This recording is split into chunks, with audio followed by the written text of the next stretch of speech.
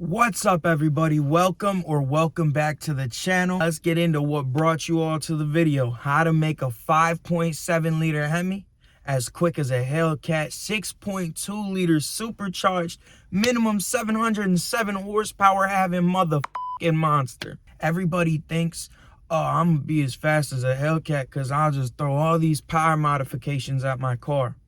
Yeah, you can have 707 horsepower, but if you can't lay it down properly, you're not going to be as quick as one. You won't. So you have to keep in mind other modifications that are going to bridge that gap, especially things like suspension and other modifications like torque converters that don't actually net you power, but they still improve ETs due to them being more efficient overall. I'm about to give you all the rundown on power adders, as well as things like suspension modifications and other things that are going to improve ETs, improve traction, and everything else to make sure you can keep up or possibly even beat these cats. So we are going to start with the most obvious thing: boost. You can go turbocharged, you can go supercharged. A lot of people go supercharged. There are some people that go turbocharged. No matter what, on the stock block, with the amount of boost that you're going to run with these kits, you're going to be set around 470 to 500 rear wheel horsepower, depending on tune-ups and everything else. And everything from the dyno that it's dynoed on to the actual tune-up in the car, as well as the actual air in the environment, how humid it is, the temperature, and everything else can affect these vehicles and how much power they're laying down to the wheels. So keep all these factors in mind, but you will at least see around 470 rear wheel horsepower. And if you're coming from a stock 345 Hemi, whoo, that's a difference right there. You're putting down more power to the wheels than you were at the crank just a second ago before this install. So this is the first most logical place to start if you're going to be doing all these things anyways. There's a whole lot of kits that you can get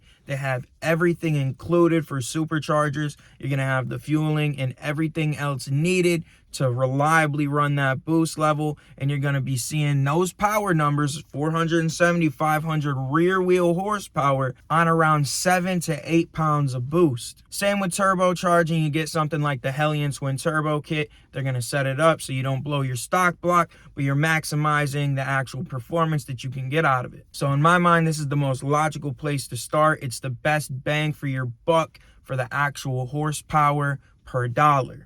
You can piece together your own little kits with, let's say, a Hellcat supercharger and an MMX adapter kit and everything else. If you're a pre-Eagle guy, you're going to have your valve covers tapped. There's just a whole lot going on with that. Or getting an eBay turbo or whatever precision turbo you want and just throwing it on the car with all the cooling components that you piece together yourself. Just keep in mind everything: the fueling, the tuning, the actual cooling components, everything that's actually needed to reliably have this boost running through your motor. Now I'm done rambling about boost. Let's go ahead and move on. The most logical next step to me is forging the internals of that motor. You can go ahead and grab something like the MMX drop-in forged internals. They're good for around 12 to 14 PSI or 1,000 horsepower. And seeing that people have laid down 900 rear wheel, 950 rear wheel with the stock internals of a 5.7 with just the piston rings gapped, I'm going to assume that with these forged internals, you're going to be able to push more power than they say that they're rated for. This is to cover their ass, so when you push it, they're not liable for your motor. But this is the most logical next step to add horsepower to this vehicle due to the fact of you maxing out your block. If you're really going for a full build, you might as well go forged internals. The reason I included the forged internals with the actual power modifications is because if you don't have these internals, you're not going to be able to make much more progress. Now let's talk about the trifecta. They're typically done together or close together. A lot of people will do cam heads and long tube headers at the same time.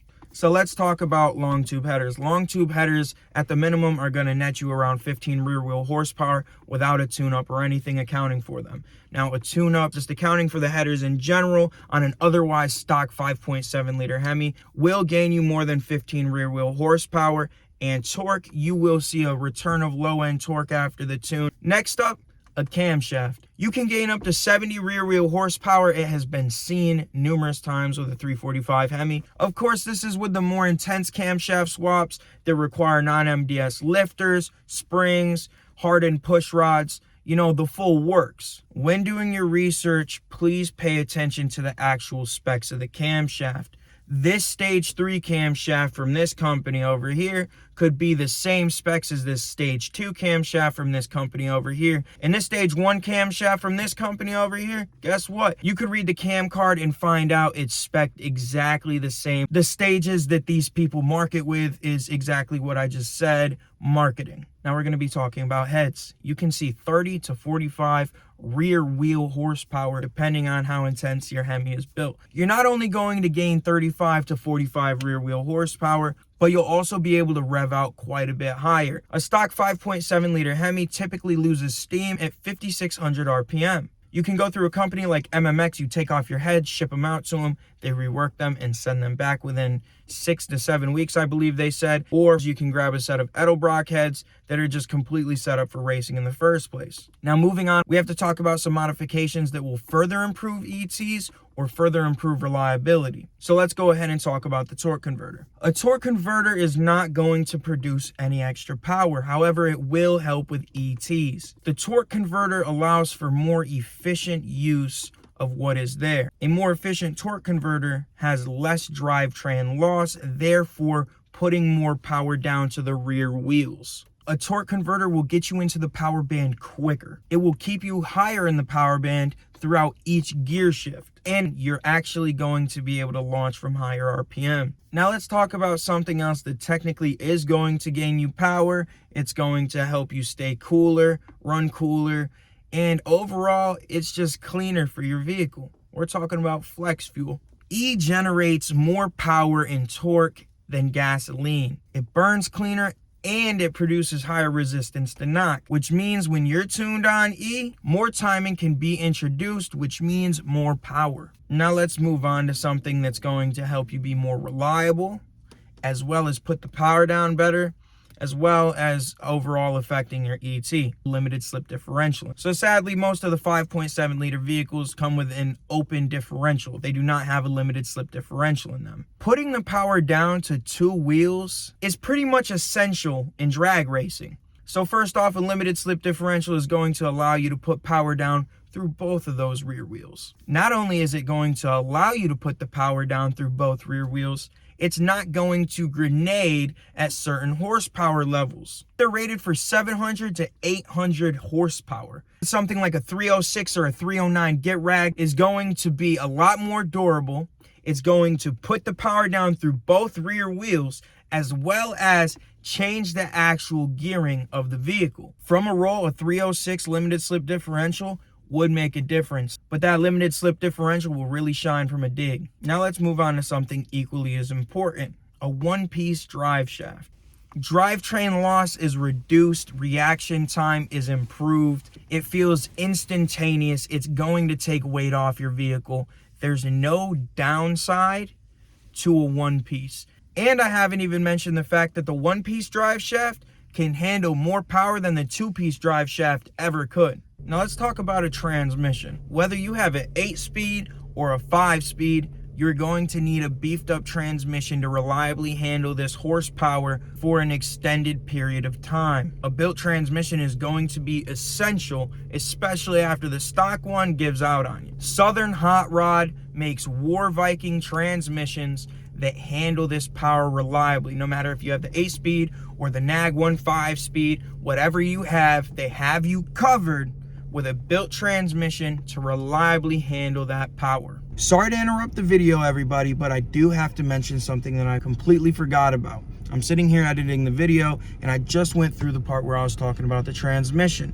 Now, I completely spaced on the fact that you can have your valve body sent in or have a valve body sent to you and pay a core charge so you can go ahead and upgrade your valve body by itself. You do not have to fully replace the transmission. However, if you are gunning for these Hellcats, these ZL1s, and trying to do a full-on 700, 800, 900 rear wheel horsepower build, then you might as well go ahead and grab a Southern Hot Rod NAG 1 or another reputable company's transmission that is built to withstand the power. These valve bodies do increase the amount of power that the transmission can handle by reducing slip and firming up those shifts, but it's not going to be quite what you want for an 800-900 rear wheel horsepower build. I do want to mention this if you're just trying to keep up with cats. All right, let's get right back to where you guys were in the video so I can get right back to editing.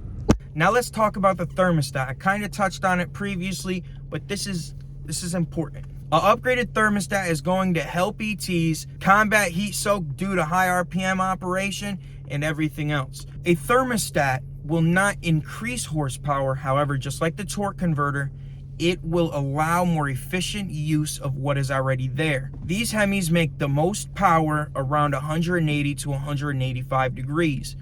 Past 190 degrees, the engine is starting to become heat soaked, timing is starting to be pulled, and once you get up into that 210 degree range, I guarantee you have noticed that the car feels like it's down on power. The thermostat opening up sooner will keep these vehicles in the optimal operating temperature range, between 180 and 190 degrees. So instead of the engine being heat soaked consistently due to the stock thermostat, you will be well within operating range to harness the full power and potential of the motor. You'll need wider wheels, wider tires, and tires that consist of a compound that actually grips the road, track, or whatever you'll be racing on. Now, all of us people who are spec'd as RTs, all of us 5.7 liter powered people, we can fit 17s in the rear end and 18s in the front end. So the best thing that you can do is grab something around 17 by 10, wrap it in something like a 305 Mickey. You'll have a perfect setup on the rear end. A nice setup to launch on and put power down through is critical. Next up, you could go with something like BC Racing coilovers that are just bolt-on. You can go with something like the Viking double adjustable rear drag shocks, and those are a little more pricey, but they'll get you dialed in perfectly. Or you can go something more moderate like the liquid drag shocks with a pair of springs that you think would look nice with the vehicle. That front end popping up, transferring the weight to the rear wheels and planting them on the ground to get you up out of the hole perfectly. Come on, that's what everybody wants. Now let's talk about launch control. We've already mentioned the torque converter for you to be able to launch from that higher RPM, but juggling the pedals at the track with all the adrenaline, especially if it's a little grudge race or something, probably isn't the best idea. Grabbing something like Stage 6 Motorsport Launch Controller 2-step to get you out of the hole perfectly every single time that can be adjusted on the fly, I think that's the best course of action, especially when Hellcats already come with it, and that's just even in the playing field. Let's go ahead and move on. Now, a larger throttle body could make a difference around 17 to 23 rear wheel horsepower, which most definitely is a difference, but the throttle response is going to be on point with a larger throttle body. This may be necessary with some of your supercharger kits and everything else if it has a larger inlet. But whether it actually will improve performance for you or not is based on your vehicle and your build specifically. Now we've pretty much covered everything except for, you guys probably called it, pulley down. So grabbing a smaller diameter pulley is going to produce more boost, which of course, with every pound of boost, you gain more horsepower. People rumor it to be 15 to 20 horsepower per pound of boost with these 5.7 liter Hemis. So let me put it this way real quick. The general math should be that you gain 7% of your naturally aspirated power per pound of boost introduced minus whatever power is robbed in generating that boost. Let's play it safe and call it 15 rear wheel horsepower per pound of boost introduced. This is 100% a realistic number, and here's the math to prove it. From the 5.7 liter pre-Eagle, we get 340 horsepower. 7% of 340 is 23.8 horsepower, which roughly translates to just over 20 rear wheel horsepower, and accounting for the loss, let's call it 5 horsepower.